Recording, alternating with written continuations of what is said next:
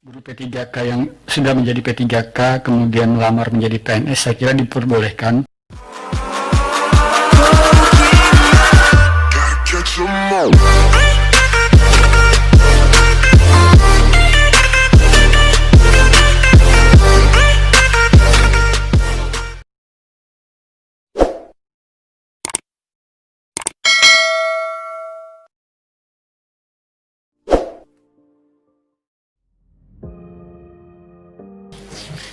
Terima kasih Bapak Menteri. Bismillahirrahmanirrahim. Assalamualaikum warahmatullahi wabarakatuh. Selamat siang, salam sejahtera untuk kita semua. Yang saya hormati Pak Menteri, jajaran Kemenpan, BKN, teman-teman media, dan hadirin yang berbahagia. Untuk rekrutmen CPNS tahun 2021, BKN telah belajar dan memiliki pengalaman selama proses seleksi di masa pandemi. Untuk itu, pengalaman ini tentu menjadi sumber pengetahuan yang berharga bagi kami untuk melakukan penyempurnaan pada seleksi calon ASN di tahun-tahun mendatang.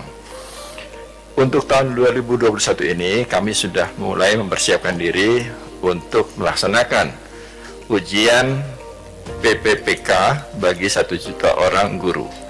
Ini akan kami lakukan bersama dengan Kementerian Pan-RB dan Kementerian Pendidikan dan Kebudayaan.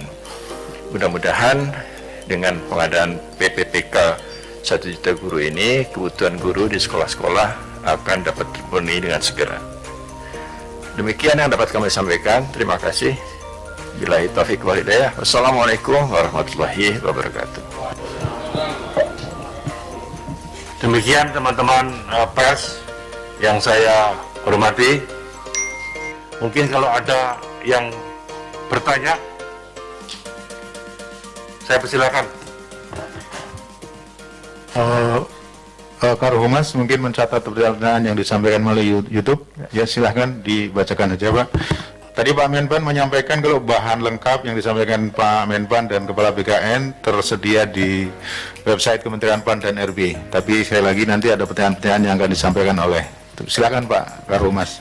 Terima kasih Pak Sesmen, izin Pak Menteri dan Kepala BKN. Ada beberapa pertanyaan yang kami himpun dari akun YouTube Kementerian Pan-RB yang diakses oleh sekitar 540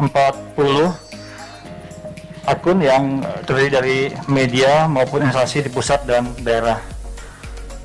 Pertanyaan selanjutnya dari Universitas Mataram. Apakah benar tidak akan dibuka formasi guru pada CPNS 2021? Kami ulangi, apakah benar tidak akan dibuka formasi guru pada CPNS 2021? Apakah ada penerimaan guru CPNS? Sementara ini, Bapak Menpan, Bapak Mendikbud, dan kami sementara ini sepakat bahwa untuk guru itu akan beralih menjadi P3K. Jadi bukan CPNS lagi. Ke depan mungkin kami tidak akan menerima guru dengan status CPNS, tapi pegawai pemerintah dengan perjanjian kerja. Kenapa? Karena kalau CPNS setelah mereka bertugas 4-5 tahun, biasanya mereka ingin pindah lokasi.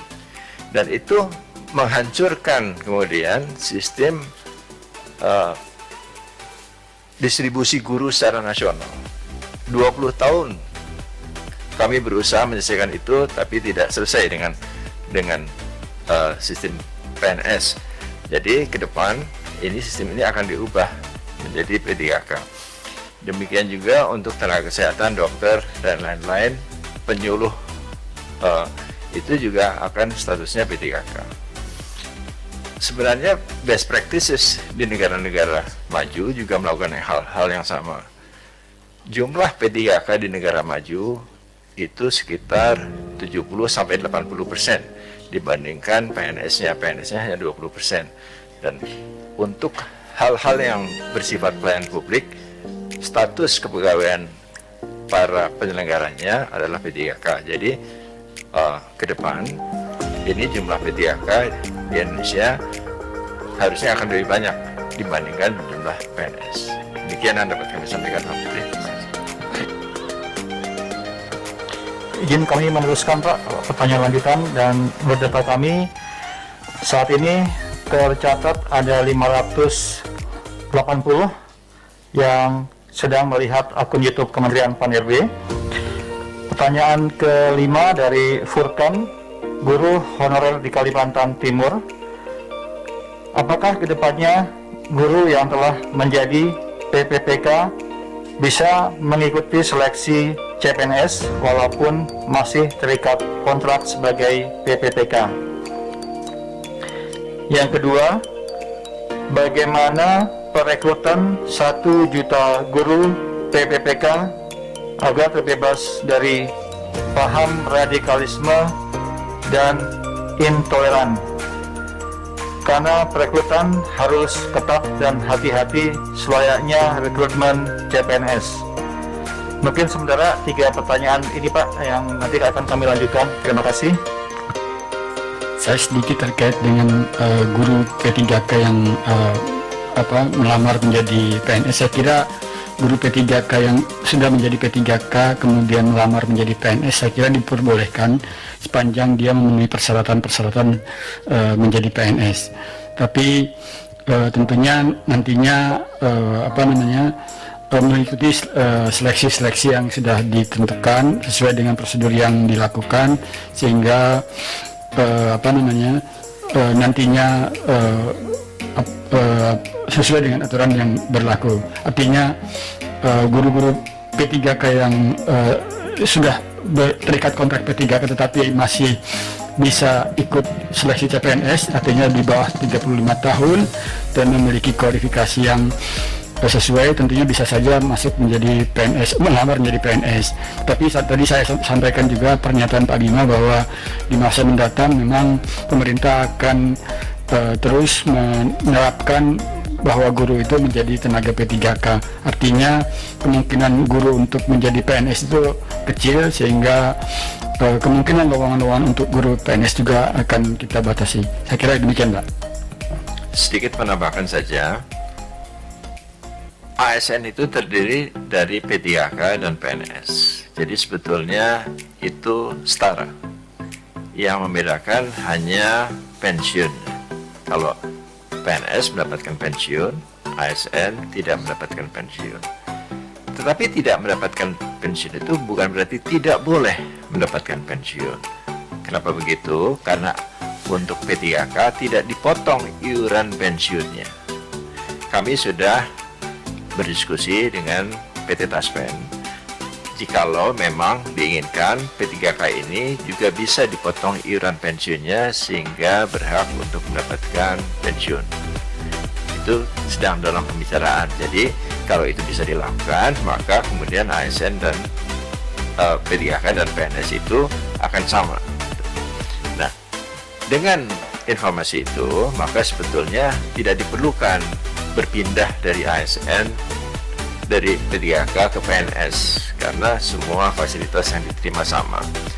Namun demikian, apabila ada seorang ASN yang ingin berpindah menjadi PNS pada formasi yang berbeda, sejauh syaratnya dipenuhi, itu dipersilahkan. Dalam kasus guru, dengan adanya formasi 1 juta guru P3K itu, ke depan rasa-rasanya tidak akan dibuka lagi status guru untuk PNS. Semuanya akan menjadi pegawai pemerintah dengan perjanjian kerja.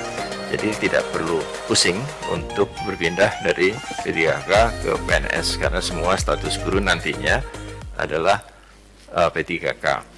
Yang sekarang ini PNS itu nanti akan menunggu batas usia pensiunnya, dan semuanya nanti akan menjadi P3K.